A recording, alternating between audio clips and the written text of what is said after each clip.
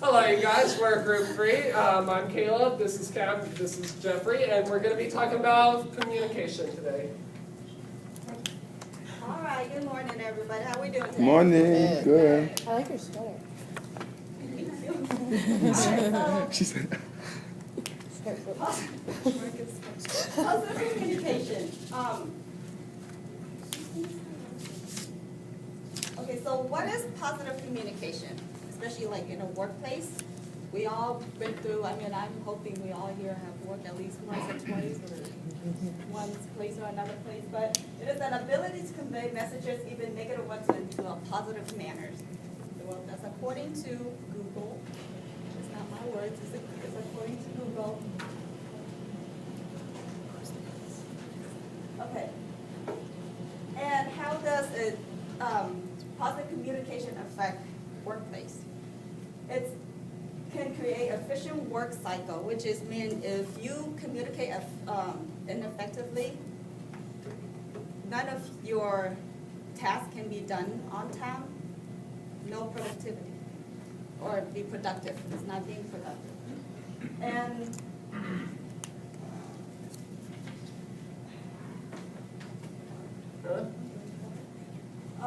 positive communication, when you work in a place, of course, everybody wants to be recognized of their good stuff that they do.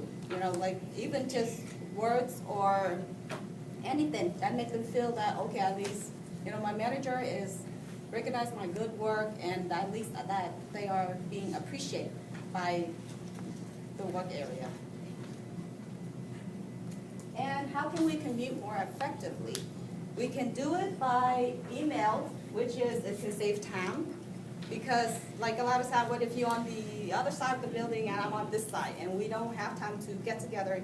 Email is always good, because then that way if you did send file whatsoever, it gets you faster, things were done in a faster manner. One-on-one, this have happened to me before, because a lot of times you maybe not feel comfortable in groups, especially, you know, if you work in a large company that where you have 50, 60 people in a group, and a lot of times if there's one-on-one, sometimes it makes people feel more comfortable, especially if you're not like, you know, an outgoing or talk or like other people hear what you have to say. And asking for feedback is also important, because feedback can help you improve not just your skills, but it helps improve as a group. And I will hand it over to Jeffrey. Hefe. I'd say good morning, but everybody's already said it, so good beginning again. It's like I'm gonna try it anyway. Negative communications, we all know those are bad things. You don't want to do it. Some verbal communications can lead to physical altercations, verbal fights, something you don't really want. Can affect morale.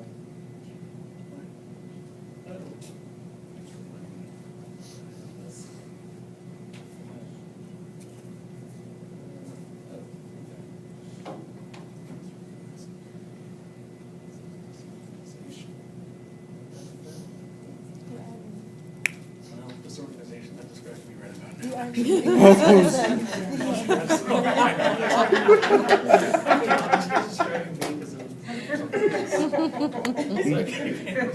now. Which right now mine's a little, it can have an effect on staff morale, or mine in this case. And add stress to whoever can, can also lead to a lack of productivity and confidence. Can also affect structure, when communication channels break down. And recovering from it is where there's difficulties because it erodes trust, causes discourse. And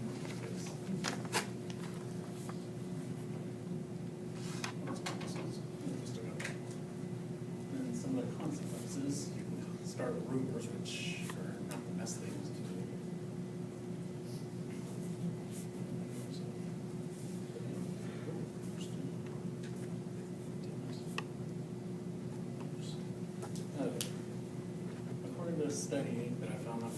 said that rumors are only started because people feel like they need to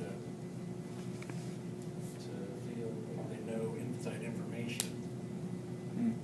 But they don't. Misinformation happens when the receiver gets no interpretation at all from the person who sent them the message. An example would be if the receiver can't hear you on the other end because your phone signal's all messed up, and you either don't respond or you go yada yada yada. The person will think I'd hang up on you if you did that to me. And misinterpretation happens when the receiver interprets a message but it has a different understanding than what the sender was trying to send you. That often happens when you're talking about cultural barriers, language barriers.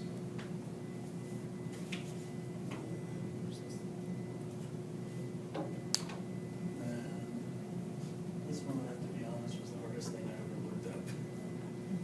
To be honest. It's like the biggest thing I could say is don't use negative at all. I'm sure it can help you in marketing.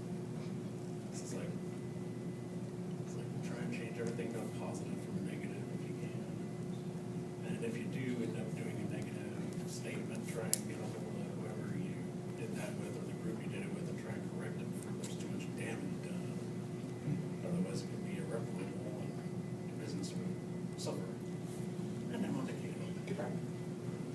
Yeah. So, how's everybody doing right now? Awake. Okay. So, not brute strength, but only persuasion and faith are the true rulers of this world. And that is a quote by an American philosopher, Thomas Carlyle. So what is persuasion? Persuasion is to cause one to accept a point of view and or undertake a course of action by means of argument, reasoning, or entreaty. So there are multiple steps to persuasion. We got authority. So why do people wear suits? Well, you can oftentimes reflect authority just by dressing right. That's why you see CEOs wear suits when they're in the marketplace, and why you times will see women wear blouses and other professional clothing. And so it goes back to our pre-evolutionary period, where in order to survive, we had to have a leader of a group, someone who directed. And that is evidenced all around society when it comes to government, when it comes to teachers. If we didn't have leadership or authority, society would break down. And so another step is likability. You guys don't listen to someone who you don't like. But when you like someone, then you want to listen to them. That's what makes politicians successful, is that they become likable. Donald Trump, while he may not have been likable by everybody, he was obviously likable by enough people to win the election. Then you have reciprocity, and that is kind of a, you scratch my back, I'll scratch yours kind of thing. When you do something nice for someone, they tend to want to do something nice for you back. And so when you want to get something done, it's always good to take someone out to coffee or dinner. Consistency. That is when you know what you stand for and you reflect that multiple times. When people don't know what you stand for, they don't know what to believe. So when you are trying to convince somebody, you want them to know exactly what you stand for. Then you also have consensus. This is by popular opinion. When everybody believes something, then you don't want to be the odd one out. So you tend to believe it as well. Then you also have scarcity. And how many of you have been to McDonald's and seen their large drinks, all size drinks for $1, and it says limited time only? It's only been limited time only for what? 5 years? That's scarcity. They want to make you think that it could be going away at any time, and so they place that limited time only to encourage you to buy more sodas. And does it work? I don't know, it does for me. And then it's time for a bit of a magic show. Or more specifically, we're going to reveal the secrets that magicians get you to believe what they want you to believe. And so there's the act of subtle touch. you guys, I imagine you guys have all been to a car lot, and you've had your salesperson gently, ever so slightly, touch you on the shoulder. And that is used to, one, get your attention, because when they touch you, they have your undivided attention. Also, it is kind of used to assert themselves over you. You also have speech pacing. So, when you talk, if you've ever been to an auction, the auctioneer will talk really fast to get your attention.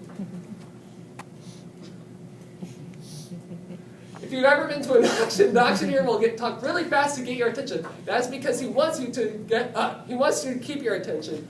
But there are times when you talk slow to emphasize a point, so that people will hear what you're trying to say. It's all about dynamics. And then you have strategic placement. If we go to the grocery store, you often see that right before you're checking out, there's that candy counter that has a bunch of cheap candy just waiting for you to buy it. They want things to be right in front of your eye, because when something's right in front of your eye, you have no choice but to, it has your undivided attention. And then you have leading questions. These are kind of when you're like a GPS, and you're guiding the people to ask the questions you want them to ask, so that it's slowly, subtly influencing their mind. Which brings me to my last point. I'm going to lead you guys to any questions you may have.